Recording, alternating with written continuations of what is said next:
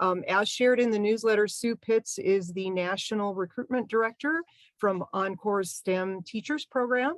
EnCorps recruits, selects, develops, and supports the best and brightest STEM professionals and military veterans as an innovative long-term solution to the shortage of high-quality, impactful educators for students in high-need schools. Sue is here to share information today about the Teaching Fellows Program and other volunteer opportunities at EnCorps.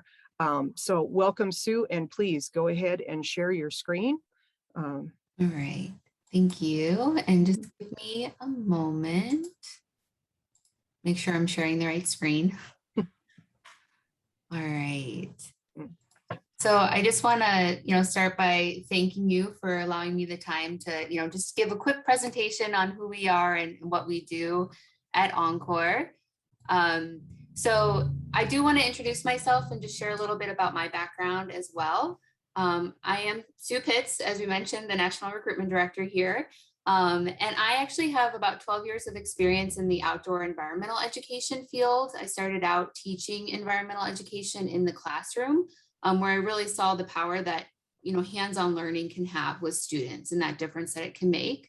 After that experience, I then transitioned into more of a recruitment role where I've spent the last decade helping STEM college grads transition into outdoor education programs. And then most recently, in just about 2 years now, have been with EnCorps. So now focusing on folks who are coming from the STEM industries, but also those who have advanced degrees in STEM fields as well. So again, thank you for having me here. I'm excited just to share a little bit more about who we are and what we do at EnCorps. So with that, I'm going to start by talking about some of the inequities that you are likely aware of already. I'm going to focus specifically on Denver. We are also in California and this year in New York City as well, but I will focus on our Colorado numbers. So just to give you some background on why we exist. So we do believe that all students should have access to a great STEM education, STEM teachers and opportunities. And really right now, this isn't true. And we're seeing that across the board, but also in Colorado. And STEM education is lacking, especially for students of color and students from low-income households. And here we see the most recent results from the spring 2019 math exams for where only 39% of 11th grade students in Colorado scored at or above the math benchmarks. And then when we look at the achievement data by ethnicity, we see that the racial opportunity gap persists. So at EnCorps, we're looking to, help fill the need for excellent STEM teachers to help overcome the gaps that we're seeing. And in addition to that, you're probably well aware that women are underrepresented as well within the STEM fields. In 2017, only 26% of STEM workers were female. And while women comprise more than 20% of engineering school graduates, only 11% of them are actually practicing engineers. So those are just some interesting statistics when it comes to women in STEM fields. But I say that there is hope, there is an end here where we can, provide some positive change within this. And we do know that students excel in excellent teacher classrooms, and research shows us that teachers really are the most important school-based factor in students' achievement. So they are able to make a difference with the students. And we also know that representation matters. And so when young girls see females in the STEM fields, when females are in their robotics or engineering classes, or when they're encouraged to pursue their interests, they really can excel and get excited about pursuing STEM subjects.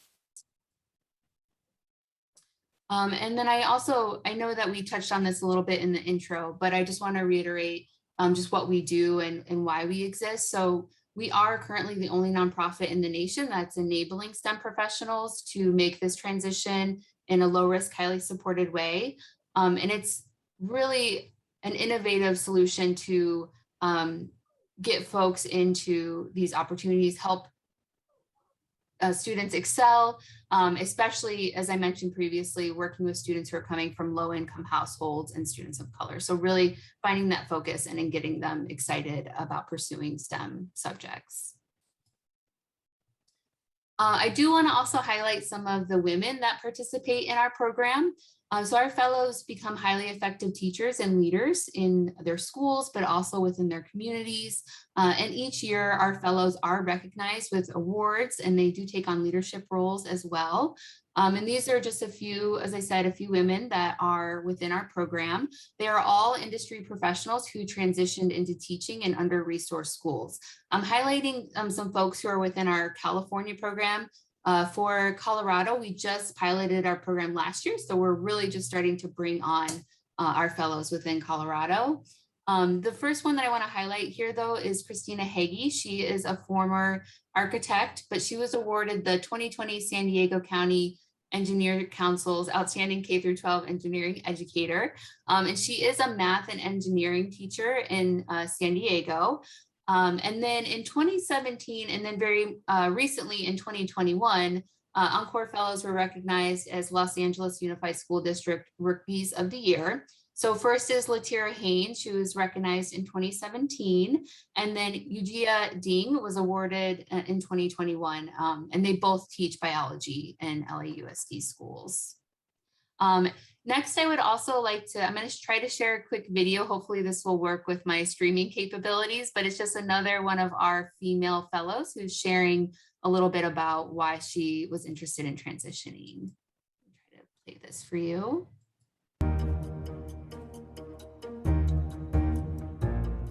I've had friends who've told me, why are you starting a second career at this age?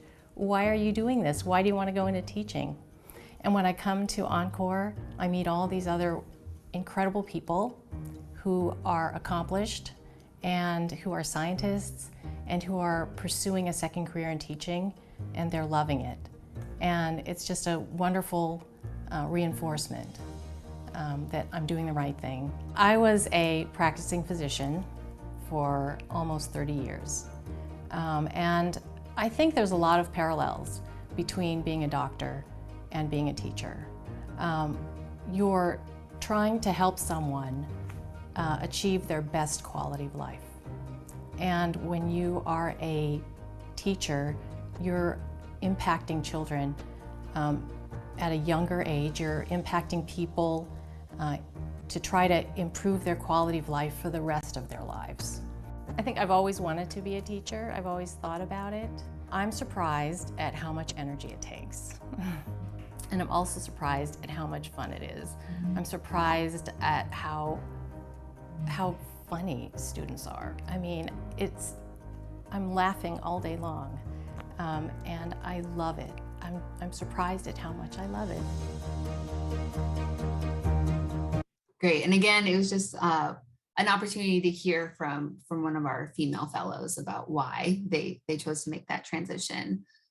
So just a briefly high-level overview of what's involved in the fellowship. So with our fellowship, we do ask that our fellows transition to teaching within 1 to 3 years. We are there to help support and guide them through this transition. As a part of the transition, they are also earning their teaching license. That is a major component. They don't earn it through us, but we partner with universities and departments of education to help them through that process. And all of our fellows are transitioning into middle or high school teaching. And what we provide is free to them. So to participate in the fellowship, there's no cost for that. And they receive online professional development. We do day-long and weekend-long institutes, which are just full days of workshops and trainings. They have volunteer time in the classroom with one of our host teachers. So it's a commitment of 2 hours per week for a semester where they're placed with a host teacher. They're given the opportunity to get their feet wet and really decide if transitioning into teaching is the step they want to take before they fully dive into a licensing program. So that's a key aspect there. And then they also have access to our program team who's there to help support them, a cohort of peers, so a group of folks coming from similar backgrounds looking to make that transition. We provide scholarship opportunities to help them pay for their license. Again, they're earning that license and then committing to teach in an under-resourced school for at least 3 years once they do earn that license. And then I also just want to take a moment to highlight another program we have here at EnCorps. It is a virtual volunteer tutoring program. And this is separate from our fellows program. We really launched it last year. It was so successful that we are expanding it this year to be a nationwide program. And with this, our tutors work one-on-one with middle school students, specifically on math, and they're working with them for about 2 hours per week. All of our tutoring is virtual. It's been super successful in the virtual environment, so we're keeping it that way. And the tutors are able to pick a time and day that works for them and the students. So it's very flexible in when this occurs as well. So I just want to highlight that program because it is something, if folks aren't ready to fully dive into teaching, it is a way to get involved and give back and work with students. And then I'll just wrap up here by saying that I would, love your help in spreading the word to your networks in Denver. A couple of things to keep in mind for requirements. We were just looking for fellows who have a bachelor's degree, and then at least 1 year of STEM industry experience or an advanced degree in a STEM field. So it's just one or the other. Those are the main components to be eligible. And then just want to highlight that we have some info sessions coming up if you want to share that with folks as well. We have info sessions for our tutoring program and for our fellowship. But I'm happy to stay on for a minute or so if anybody has any questions. I'm also happy to share information with you, Donna, that you could follow up with folks. Great. I was just going to ask the information sessions. I know last year when Bethany had spoke, we'd have someone who's maybe interested a little bit in the volunteer aspect, and I see that she's not here today. So she was going to take in one of those information sessions last year and ended up missing it. So yeah, if you could send that to me in an email, we'll try to get it out and post it on our Facebook page. I have a quick question. The teachers, when they're going out now, they are being placed in an actual classroom, correct? They are. That's not virtual, right? Right. It was last year during Okay. COVID, but everything's back in person now. Okay. Okay. Does anybody, let's see, I'm not seeing anything in the chat. Anybody? Go ahead, Susan. Sue, this may not be directly relevant, but boy, Denver's having a terrible job trying to fill teaching gaps that are made because teachers need to take a break and there aren't enough subs. And I thought, I read or heard something that EnCorps does something with substitute teaching, or making available some kind of a substitute teaching. Is that true? Am I misremembering that you had something to do with substituting, or do you think anything that you're doing could be making an impact on this challenge that teachers are having currently? Yeah, so a couple of things there. So part of why we were created 14 years ago is because of that teacher shortage, and now it's just even more pronounced. We're really seeing it, especially after the last year and a half. And so we don't have a specific program for substitute teaching, but we do encourage our fellows to take on some substitute teaching opportunities because it helps give them more time in the classroom before they fully transition. So we don't have a program that's specified for that, but it is something that we encourage them. And we have connection in Denver school. We have connections in school so that we're able to, connect with them and then share those opportunities with our fellows to let them know what is available.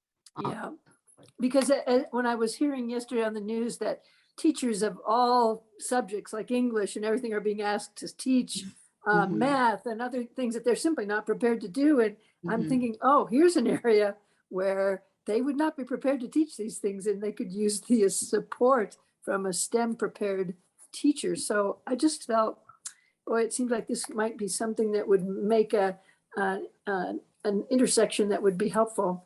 But it seems like it's going to be a ways off before we can actually make that kind of help, I think. Yeah. And because things have gotten worse, honestly, in the last year and a half, we are also, we have more schools reaching out to us for support, but we're also seeing fewer folks who are looking for that transition right now because we were virtual last year and there was so much going on. But now that we're transitioning back to in-person, we're hoping that the number of folks looking to transition are going to go up again with that piece. Okay, great, thanks. Thank Mary, do you want to ask your question or you want me to go ahead and read it? Mary's wondering, are there specific high schools in Colorado that you folks work with?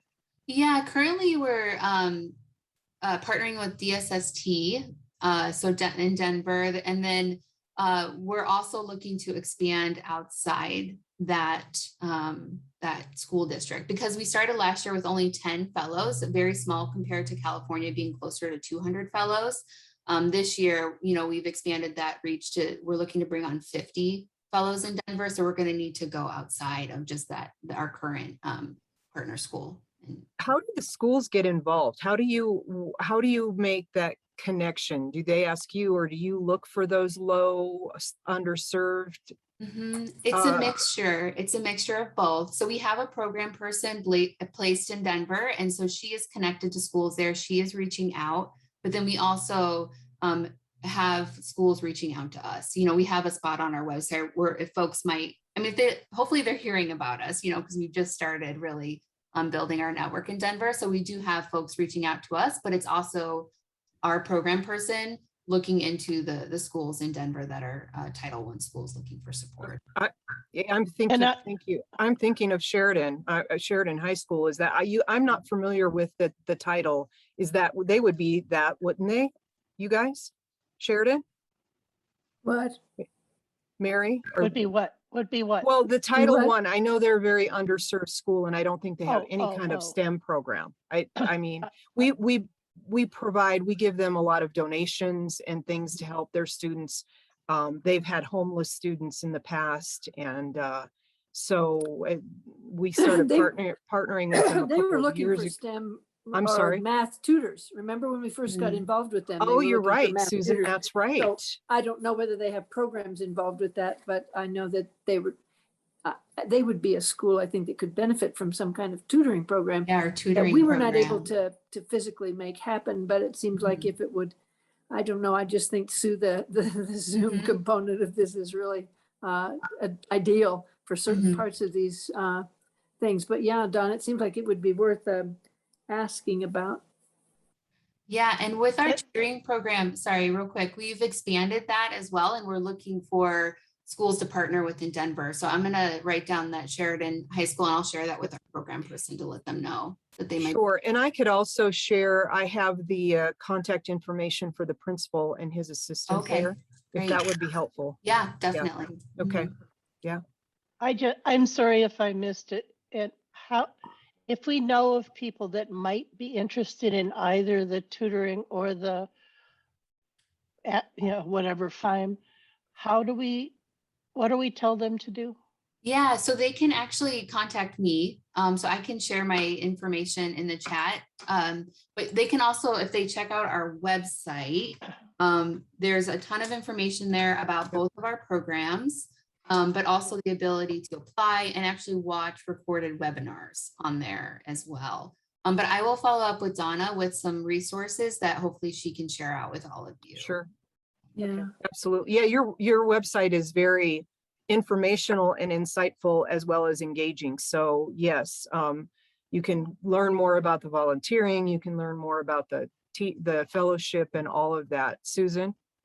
I just have a question for Sue, because this really is an area that really interests me. Is do you have data that gets more specifically into why women who graduate with a STEM degree, like say an engineering degree, but do not end up in a career that is related to that degree? And I'm just thinking, what happens specifically? What happens? Does that just it just becomes so difficult to get into that, or they just can't figure out a way to get into that? I just am wondering, what is it about that? And that teaching could provide that, teaching is such a wonderful experience that it could provide that alternative. Okay, so maybe it's not exactly a STEM career, but it is teaching and contributing to the advancement of STEM. It seems like that's a perfect, I don't want to say stopgap, because they probably wanted to be an engineer. Do you know what I'm saying? That it seems like it's just the perfect fallback position. You remember they always told you, you may not have heard this, they told me, oh, be sure and get a teaching degree because you can always fall back on teaching. And that is true. It really actually does work that way. But do you know why women just can't?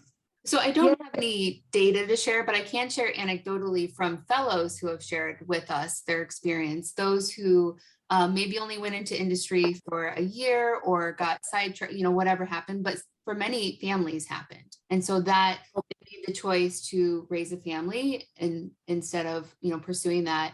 And then, found teaching as a way that they could also do that. That's just one example. I'm sure there are many examples, but that's what some of our fellows, female fellows, have shared with us when I hear you. Yeah, I could see that. Yeah, and we do have fellows who have gone to pursue their PhD or their master's, thinking that they're going to go into the field. And then for whatever reason during that time decided, actually, I really enjoyed being, a TA or whatever it might Or be. this other thing, yeah. So we've seen quite a bit of that because our requirements, it's either, years of experience in industry or that advanced degree. So we do have quite a few people who haven't actually jumped into industry, but decided that they wanted to teach instead. Well, thank you for the work you do. I just think it's a terrific contribution to that field. I have to share, Carolyn, do you have anything to add to maybe that? Carolyn is our resident engineer and technical guru, spent, I don't know how many years, was it mechanical engineering, Carolyn? No, I don't have a degree in engineering. My degree was in math. Oh, okay, but I'm sorry, I thought you worked for Boeing or for I worked for Lockheed Martin. Lockheed Martin, okay. In aerospace. But you've talked about how there were very few women in your Well, field. when I went there in 1970, one of the VPs got all the women together to see if there really was discrimination against women in the workforce. And we were in a small conference room and we all fit around a little small table. And so that was it. I think there were about 6 of us in the technical field at Martin Marietta at that time. It's grown quite a bit since then. It's still not the best, but it's tremendously better than it was. And I think Lockheed has had a female CEO. A lot of women have advanced into the management fields at Lockheed. And so that's changed quite a bit over the years. Yeah, we have seen, talking through the decades, we have seen increases, but we're still not where we should be when it comes to women and STEM. But I knew women that left. They just weren't happy with the situation. Again, this was in the early 70s. They weren't happy with the situation and they felt they could get better jobs doing something else. And they did. So. Thanks for sharing that, Carolyn. I don't see anything else in the chat. Does anybody else have any questions? Mary, did you raise your hand or no? Did you have anything else? Okay. No, I just wanted, well, she followed up. I just wanted to know how to contact her. Okay. I might have some folks, like the physician kind of was interesting for me because my physician is still young. Like that one who I can't believe she worked for 30 years because she looks like she's about 35. Don't you think? That was just amazing to me. It's like I figured 55, she must be 55 or something. Right, Yeah. right. But she looks like she's about 35. But anyway, Yeah. My retired physician who might want to be involved in this, I don't know anybody that's gonna want to, I don't know anybody right now who might want to teach, but I know a number of people who've kind of been discouraged by life, and might be very interested in working as a tutor. So, Yeah. Great. Do you have anything else, Sue, you'd like to share? No, just thank you all for your time today. I really appreciate the opportunity to share about our program and definitely send folks my way, whether they're interested in the fellowship or tutoring. We have an open application, so we accept applications year round for our programming. Yeah. Okay, great. Oh, great. All right. Well, thank you so much. Appreciate you. you coming on. Thank you all. Thank you. If anything else comes up that you would like to share or whatever, but just reach out to me and let me know. We'll do our best. Great. I will. Thank you. Thank you so much. Yep. Thanks.